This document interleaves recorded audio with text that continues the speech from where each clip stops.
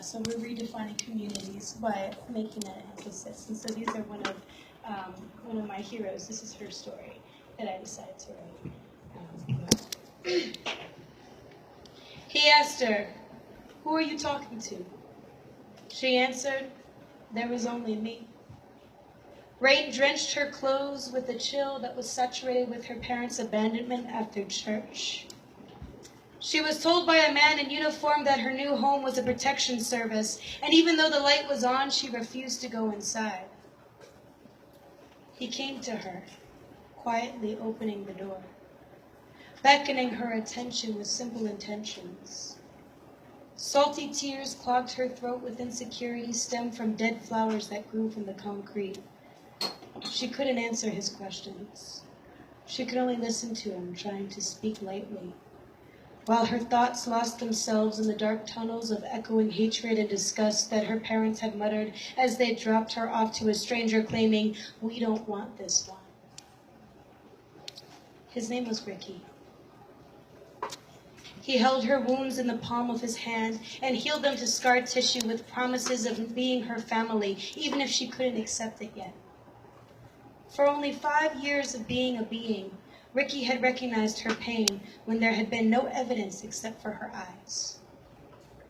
Likeness attracts likeness. And in this cloak of reality's darkness, together they provided each other with warmth.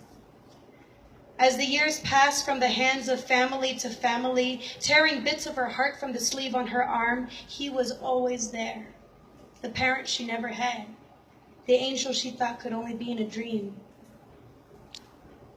The little boy who held the door open.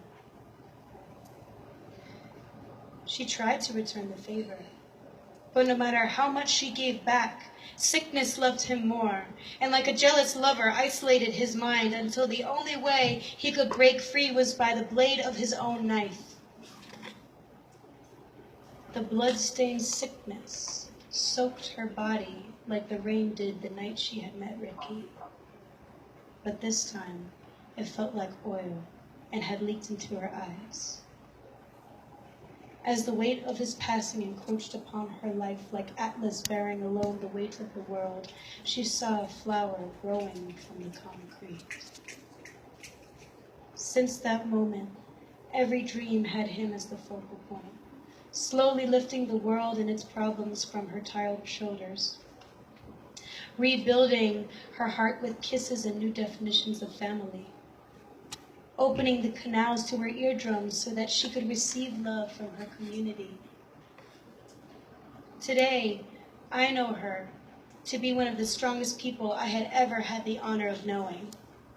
She is one of the unsung heroes that this society casts its shadow upon. But amongst the crowds and judgments that try to cripple her happiness, the insecurities that make her have trouble accepting that how beautiful she really is, whenever she's around, flowers bloom from the concrete, strong and colorful, resilient to all of the poison that plagues our chakras and spills like oil into the rain. She stands with Ricky, covered in scar tissue and flower petals, with her patchwork heart sewn to her sleeve.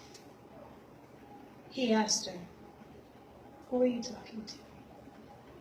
She answered and smiled, "There is only me." Thank you.